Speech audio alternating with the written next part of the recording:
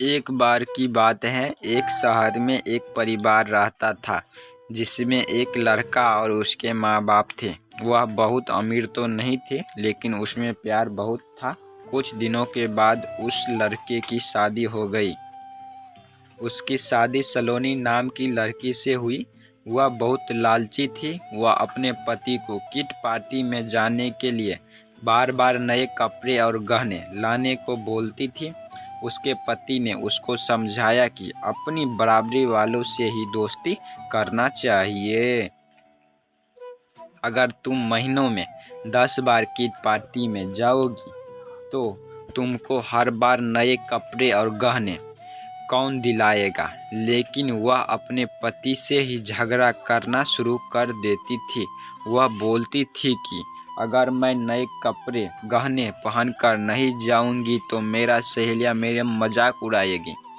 तुम ज़्यादा कमाने की सोचते नहीं बल्कि मुझे ही रोकते रहते हो। इसके बाद वह अपनी सास के पास गई और बोली, माँ जी, आप मुझे अपने गहने दे दीजिए, मुझे किट पार्टी में पहनकर जाना है। उसकी सास हैरान होकर बोली, हमारे समय में बहू अपनी सास को गहने रखने के लिए देती थी, लेकिन तुम मुझसे ही गहने मांग रही हैं। उसकी इन हरकतों से सारा परिवार दुखी था। एक दिन सलोनी की सहेली शिल्पा घर आई। उसने सलोनी की सास से सलोनी के बारे में पूछा। उनने बताया कि सलोनी पार्टी में गई है। शिल्पा ने सलोनी की सास से पूछा, आप इतनी दुखी क्यों दिख रही है। तब उनने सारी बात बताई कि सलोनी किस तरह बार बार नए गहने और कपड़ों की डिमांड करती है और सारे पैसे इन पर ही खर्च कर देती है।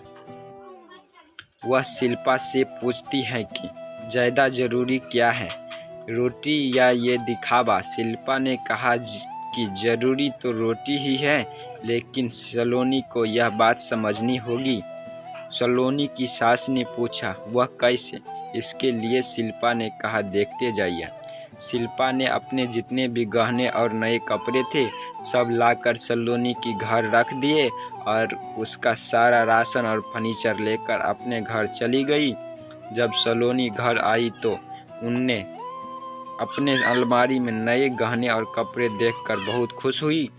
इसके बाद वह अपनी सास से बोली, यह किसके हैं। तो उसकी सास बोली, यह सब तेरे हैं, तुझको अब जितना बदल कर पहनना है पहन ले। सलोनी उनमें से नए कपड़े और गहने पहनकर घर में घूमने लगी। कुछ देर के बाद वह जब रसोई में गई तो उसने देखा कि घर का राशन गायब था। राशन के डब्बों में गहने थे। वह अपनी सास से बोली, यह क्या है, घर का राशन और फर्नीचर कहाँ गया। उसकी सास बोली, वह सब बेचकर ही तेरे लिए नए गहने और कपड़े लेकर आए हैं, अब तू इनको ही बदल बदल कर पहन। सलोनी बोली, लेकिन गहनों से पेट थोड़ी भरेगा, खाना तो खाना ही पड़ेगा। तभी सलोनी की सहेली शिल्पा भी आ गई। उसने कहा, जब पहले तुम्हारी सास ने तुमको समझाया तब तुम नहीं मानी, इसीलिए हमने यह सब किया। अगर तुमको लगता है कि तुम्हारा पति पर्याप्त नहीं कमाता है तो तुम खुद नौकरी क्यों नहीं करती। तुमको इन फालतू के दिखावे से बचकर अपने घर पर ध्यान देना चाहिए। अब सलोनी को अपनी गलती का एहसास हो चुका था। अगर कहानी अच्छा लगा हो तो चैनल को सब्सक्राइब, लाइक और शेयर ज़रूर करें। नेक्स्ट कहानी के लिए सब्सक्राइब करें।